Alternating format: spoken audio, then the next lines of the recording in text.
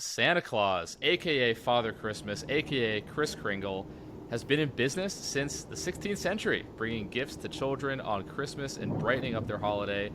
I know you're extremely busy visiting kids at the Salvation Army, the Enchanted Forest, and a number of hospitals, so thank you so much for taking time out of your schedule to talk to us today. Santa Claus, thanks for being on here. You're welcome, Eben, right? Eben. Eben, sorry about that. Yes. Santa's That's elves okay. didn't give me Hey, pronunciations. Santa, you know if I've been naughty or nice, but you don't know how to pronounce my name, Santa. Very disappointing. Is it? Santa's had a busy day, Evan. So, I've had a busy day. and Busy month, I'm you sure. may rest easy knowing you are on the nice list. Yes. So Oh man, that was my Tim first question. Tim is there also. That I find hard to believe. Now, is it Santa, Kris, Mr. Kringle? What do you prefer? Most people call Santa simply Santa. It's easy. It's little kids can say it. Okay. Of course, across Santa sees the world map behind you. Of course, Santa's known as Papa Noel, Father Christmas. Just wanted to show the due respect that you deserve. So Oh. good. We'll go with Santa. Santa works. It's easy. Everybody recognizes it. So, And you brought this up already, but so what does it take to get on the naughty list? Now, I'm on the nice list. Tim allegedly is also on the nice list. But how do you what gets you on the naughty list? And once you're on it, how do you get off of it, if you can at all? well, it's always possible to get off the naughty list. Okay. You just Good to know. you just got to be good. And Santa doesn't demand perfection. Because Santa knows no child is going to be perfect, no adult's going to be perfect. We all mess up. But if you do the best you can every day, it's going to be hard to make the naughty list. So Okay. So you got to be pretty naughty to make the naughty list. Can I get a percentage breakdown of kids that are on the naughty, or I guess anyone, adults as well, who are on the naughty list? Like 90% nice, 10% naughty. Like, what are we talking? Oh, it's actually less than 1% that are naughty. Really? Okay. Yeah, That's funny. I grew up thinking it was a 50-50 split. parents like to do that to their children. Mm. Parents really like to do that to their children. It's a good scare tactic. It really is. It worked for you, right? It exactly. That's why I was so pumped to learn that I was in the top 99%, I guess. But I think what we really want to get into right now is the logistical challenge of doing what you do, which is delivering so many gifts to so many people in such a short period of time. There's 7.7 billion people in the world, something like that, maybe. So, some of those people are on the naughty list. So you're delivering presents to, say, 7.5 billion people in Right. one night. Must be a logistical nightmare. How do you pull it off? Well, even it's really not 7.5 billion people in one night because some people celebrate Christmas on St. Nicholas Day, December 6th. Some celebrate on Christmas, where Santa visits on the 24th. And then some celebrate in January on the Feast of Epiphany, so Santa visits in January. So while there's one night that people recognize, there's other nights that Santa delivers gifts. Also, not all children believe in Santa Claus. So, and they don't have Santa as part of their tradition and their culture, so Santa doesn't visit there. So it helps bring the numbers down. Santa can't give you exact numbers because everybody's been asking Santa for specific information for years. Santa gives away too many secrets, he'll be out of business. That is true. That is true. Has anybody ever tried to? You're a famous consumer of cookies. Oh, indeed. Has anyone ever tried to sneak in those gluten-free cookies on you? Oh, definitely. And Santa appreciates their concern. And, since there's so few of them overall, they're really not too bad. If everybody did it in adapting, a single yeah. night, then we might have problems. But if you had to choose a chocolate chip, the classic Christmas cookie, what's your go-to? When you slide down that chimney, you look in the kitchen table. What are you hoping to find? Santa's favorite is a snickerdoodle. A snickerdoodle. Because Okay. it's fun to say snickerdoodle. It is fun. Oh, I there's mean, Tim. He's you, back. you almost have to laugh to say snickerdoodle. It's fun. It's a simple cookie. It's tasty, but Santa's overall favorite cookie is what the child leaves for him. Dare you to say the word snickerdoodle without laughing, Tim? Prove to us that you're still here by saying snickerdoodle. Nope, he's not here. All right. Well, He was there for a minute and then he vanished again. that's fine. He's quickly inching his way toward that naughty list. Tim's gonna figure his technical difficulties here. Well, Santa's not going to hold Tim responsible for technical difficulties. That's Santa. Yeah, Santa's very generous. And I mean, speaking of the cookies too, I don't want to be rude, but have you ever? You consume a lot of cookies, Right. have you ever considered maybe going on a diet? Have you ever tried a diet? It's been a few hundred years for you at this point. Like, I mean, cookies aren't healthy. You could probably fly a lot faster if you lost a few pounds.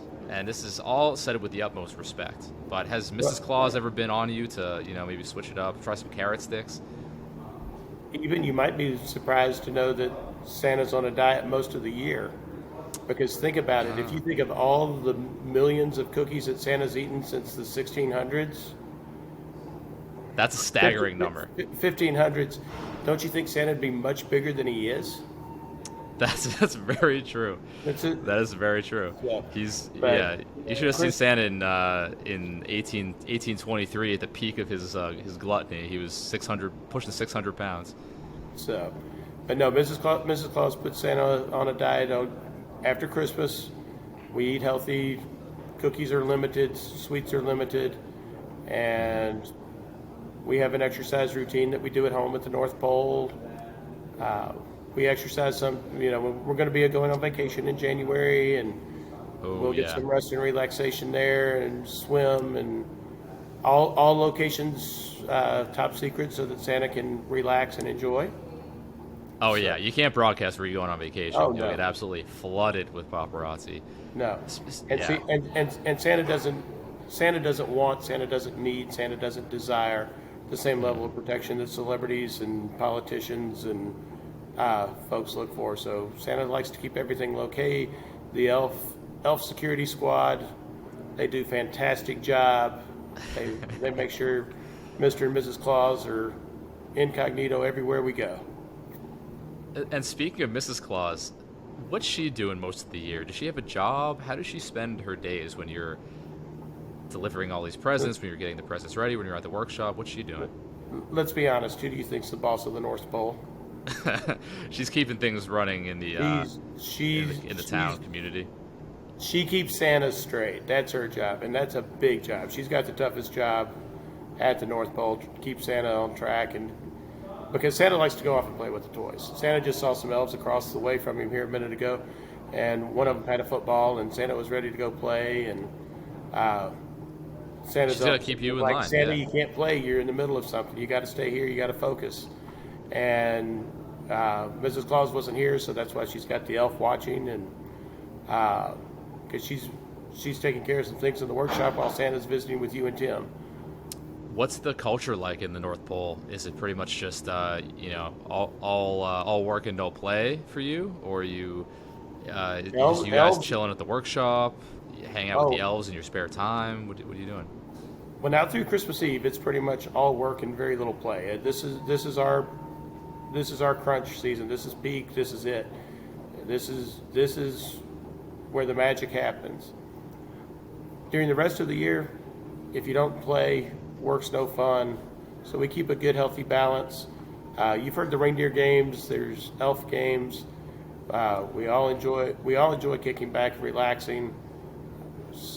So we have a good time. We enjoy a good party. We enjoy just a good conversation session with elves, and just sitting back talking like friends, like we're doing here today. Hey, Santa enjoys a good party. That's always good to hear. I'm curious about the elves. Right. While we're on that note, so the elves have got to be the best example ever of a happy labor force in the history of humanity.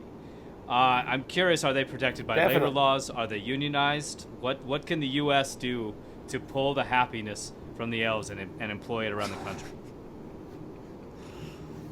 Well, the reason the North Pole works so well is that the elves are respected. There's no union. Okay. There's not one needed. We sit down, we work together, we take care of each other's needs, we make sure everybody's cared for. One of the elves just waved, Santa's got to wave hello. It's kind of his job here. We just look out for each other. We treat each other kindly. We treat each other respectfully.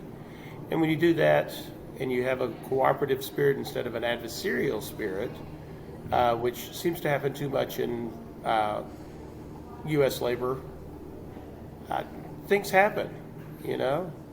If the elves have an idea for a toy, whatever, they come to Santa. Sounds like, man, that sounds great. They've done the research. They've got kids that like it.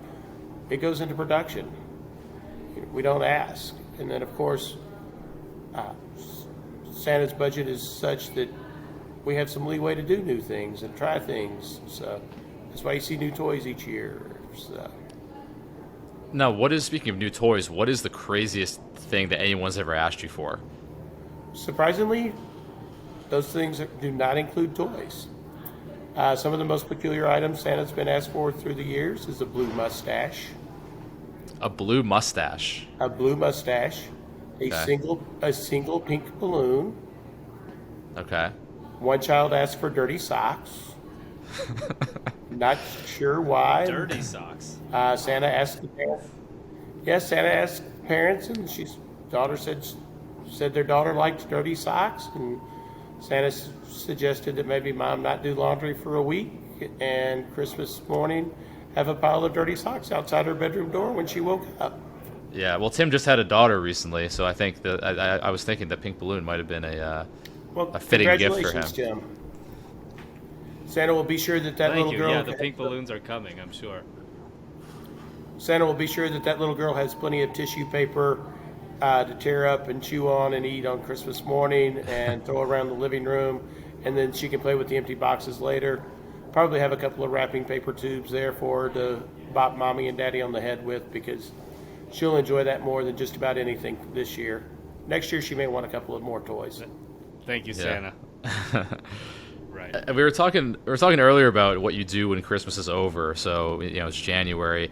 What about in the summer? So how do you handle sun? I mean, do you burn easily? You don't get a ton of sun exposure, I can imagine. So when you are exposed to sun, what do you? You're still up at the North Pole, so you're not really having to deal with it too much. Well, Santa and Mrs. Claus do travel during the summer, so we may be out and about in sunnier climes. We don't like to stay away from the snow too long. It is home for us. We're acclimated to it. We like the cooler weather.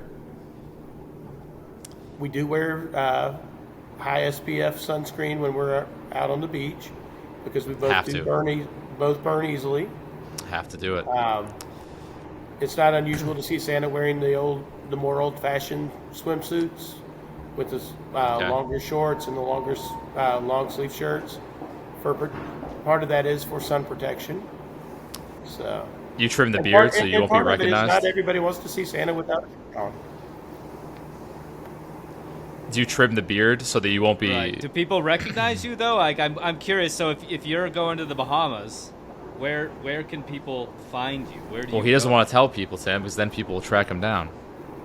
See, that's right, Tim. You may not have been on when we discussed this a few minutes ago. Santa doesn't like to give away locations, because unlike the politicians, celebrities, athletes that have an entourage of protection, security, Santa doesn't want that attention drawn to him. The Elf Security Squad, they're great about keeping everything low-key. A true believer will know Santa and Mrs. Claus when they meet him. Whether we're on vacation in the Bahamas, Hawaii, Fiji, South America, South Africa, East Africa. We travel lots of places. And if you see a fan, if someone does recognize you, come up to you, wants a picture, you'll fess up. You'll be like, "Yep, I'm Santa." Like you're not trying to, you don't carry out the ruse too long. A true believer will always recognize when they see Santa. But there are a lot of pretenders out there trying to be you. They're in malls, on TV. Is that flattering, or is this a case of just flat out identity theft? Some of them are pretenders, but some of them actually are Santa's elves that look enough like him that he trusts to go and hear children's wishes. They've been deputized to be Santa Claus. Deputized, Okay. so to speak, right. Sanitized is another funny way to say it Sanitized. now. Ho, ho, ho, ho, ho. Sanitized. There you go. Sanitized. Those ladies and gentlemen appear as Santa at malls to hear the requests. They visit home parties. They anywhere somebody wants Santa to visit. If Santa himself's not available, he's got the elves that make special appearances on his behalf, and there are literally thousands of them across the globe. And again, a true believer will know the real Santa when they meet him. And you've, I'm sure, seen all of the movie portrayals of Santa Claus on the big screen and television. Do you have a favorite? Do you have a favorite actor that's portrayed Santa? Do you have a favorite movie in which you have starred? Santa's favorite is the original Miracle on 34th Street. Love that one. Yes. With okay. Sir Edmund Gwynn. Yep. Sir Edmund is a member of the the Santa Claus Hall of Fame. It's based in the United States of America. This recognizes Santa's elves that have helped portray Santa through the years. A Santa Hall of Fame. Okay, I didn't know that existed. That's fascinating. And Mr. Gwynn just did a fantastic job of capturing Santa's spirit, Santa's heart, and Santa's desire for folks to do well by each other. The most recent inductee to the Santa Claus Hall of Fame. Congrats to George Pansino and Grace Howell, Larry Jefferson, John Johnston, all of these legendary Santas just inducted this past year. Absolutely fascinating. Santa Claus Hall of Fame. What is the do you know? I mean, I'm not sure if you're involved in this process, but when you want to be a Santa Claus for Macy's Parade, what is the tryout process like? So these guys, are they elves that you've deputized to serve in the parade? Do you know these people personally? How did they go about getting that job? Do they have to have a direct line to the big guy? Do they have to know you? Macy's has asked Santa not to disclose that information. Okay. And that's fair enough. That Santa's going to honor that request. Okay. All right.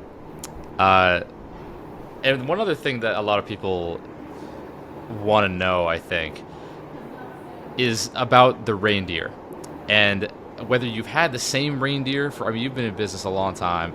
Have you had the same reindeer all these years? I mean, do you sub them out for new ones when they get too old or, tired?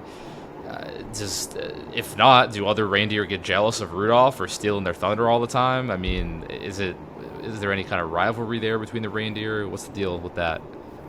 The Reindeer Magic keep them going, and so there will always be Dasher, Dancer, Prancer, Vixen, Comet, Cupid, Donder, and Blitzen, and of course Rudolph with his nose so bright for rainy, foggy nights. And the reindeer are at the North Pole now in training, getting ready for the big flight Christmas Eve. We'll start at midnight on December 24th at the International Dateline, and for 24 hours we'll be nonstop. And what are they doing when it's not Christmas Eve? So for a whole year, they're kind of just chilling, right? Both literally and figuratively in the North Pole. January, February are pretty much time off for them. They just get to spend time resting, and then March they start getting ready for the reindeer games, which usually happen in the spring, late spring, early summer.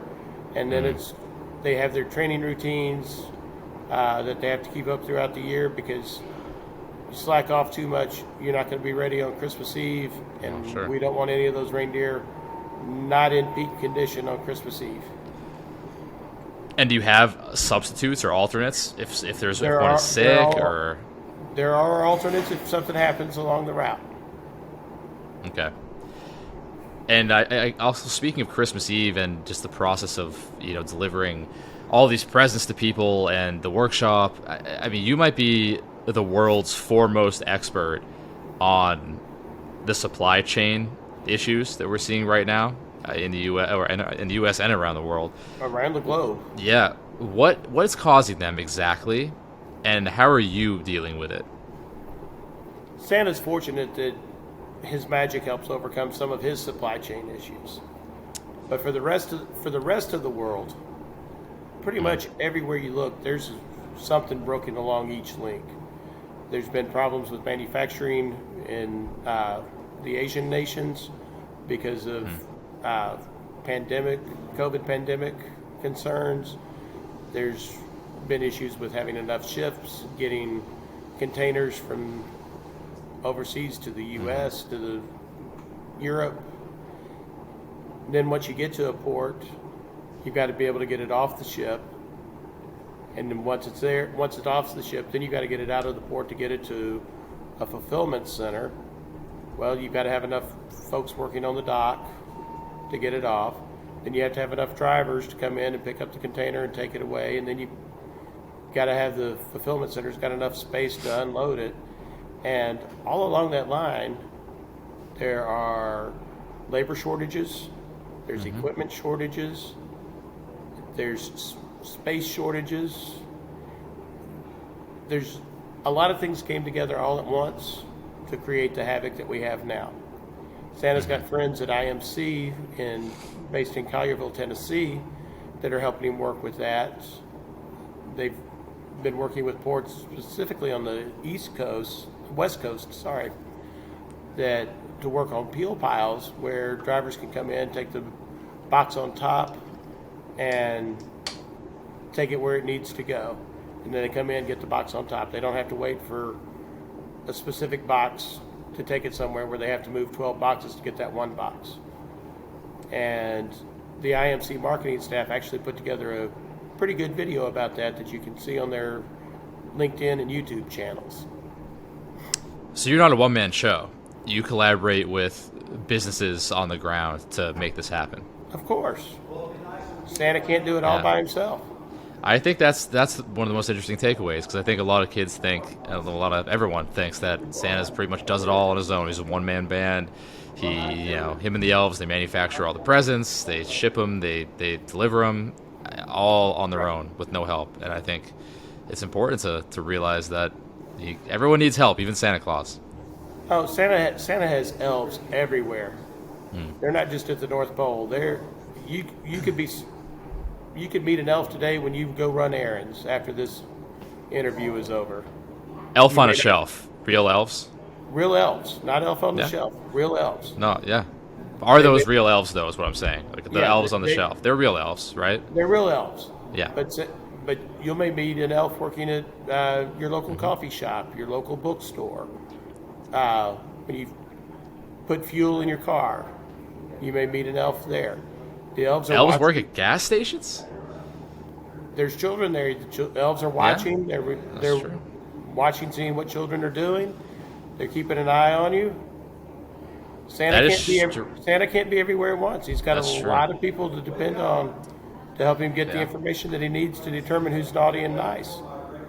That is strangely reassuring, actually.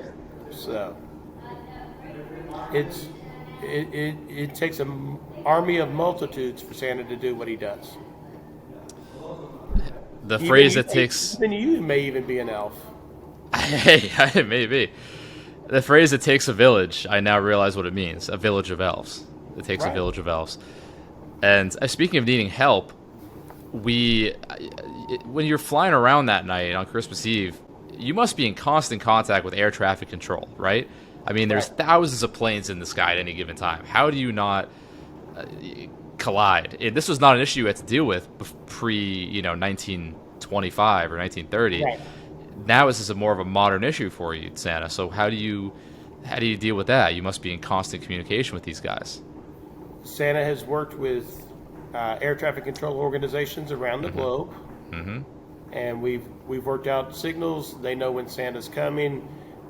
They've let airlines know, guys, Santa's coming through. Clear your airspace for this amount of time. Make these routes around it, and. I've had a couple of close calls, but nothing that endangered any reindeer or Santa. It's just We brushed a little closer than we wanted to, but that was about 2 or 3 or 4 miles, and we like to keep 5 or 6 mile radius. So, nothing. No, Nothing if you had a, God forbid, if you had a collision with a plane, would you be seriously injured, or would your Santa magic kind of protect you? Santa's sleigh has many safety features Good. that, Sure. again, he can't go into detail about because other folks would want to know about them. Well, yeah, of course they would. Yeah, And I mean that's. Santa's got to keep some secrets. You So got, you got, yeah, no, that's true. That's true. Before we close out, I want to ask you, I think, a question a lot of people would wonder. If you had to ask, if you could get one present for Christmas, if you could sit on the proverbial Santa's lap and ask for one present, what would it be? That's the easiest question Santa's asked in any interview. Yeah. Santa wants every child of every age to be the very best that they can be and do the very best that they can do. Santa knows they're going to make mistakes. Santa knows they're going to mess up. That's fine. Get up, try again. Keep doing it. Keep going after what you want in life. Second is for everybody to wear a smile. Smiles are contagious. If I smile, you smile. See, I said smile, There you you go. smile bigger. There we go. All right? You can't see him, wear but your- Tim's smiling behind that. Tim's smiling in his room there Right. too, even though we can't see him. If you smile and somebody else has smiled, then somebody else is going to smile. There'll be more smiles. And if everybody's smiling at each other, how's it going to be possible to get angry at somebody? Inspiring words from the big man. Inspiring. Santa? It starts with a smile. It all starts with a smile. Yeah. Starts with a smile. Can't argue with that. Great words as we go into this holiday season. Christmas just a few days away. Santa, thanks again so much for taking time out of your schedule to come on. You're very It is just a few days before Christmas, so anything else you have to say to people? I know you're very busy. Is there anywhere people can check you out, visit you if they want, or are you pretty much under lock and key in that workshop, grinding away these last few days? Santa's staying busy. If you want to get in touch with Santa, there's plenty of places online to find how to reach him by email, by video chat. You can visit his assistants at the mall, wherever. Santa's still listening to requests. So boys and girls, get your letters in, get your emails in. Tell Santa what you want. Tell your elves on the shelf what you want so they can let Santa know. We're working round the clock to make things happen on Christmas Eve. One important thing to remember, Santa's not going to promise anyone that they get everything they ask for. Can't always get what you want, You even don't from always Santa. get everything you ask for. Santa will promise that everyone will like what they receive. And that's a great promise. That is a good promise. Santa, thanks again so much. Merry Eben, Christmas. It's been a pleasure. Tim, it's been a pleasure. Thank you so much for having Santa on the show. Thank you for Anytime. letting Santa talk a little bit about what he does at the North Pole, what his friends at IMC do for him. And It's been fascinating to hear it. so you've done a great job. You asked good questions. Obviously, you did some research before you talked to Santa. He appreciates that. So it's been great talking to you guys. It's been great talking to you too. Enjoy the holiday season. Stay safe up there. We'll talk to you soon. All right. Ho, ho, ho, ho, ho, ho, There we go. We got one. We got one. Thank you, Merry everyone. Christmas. Merry Christmas to all, and to all a good night. Ho, ho, ho, ho, ho, ho, ho.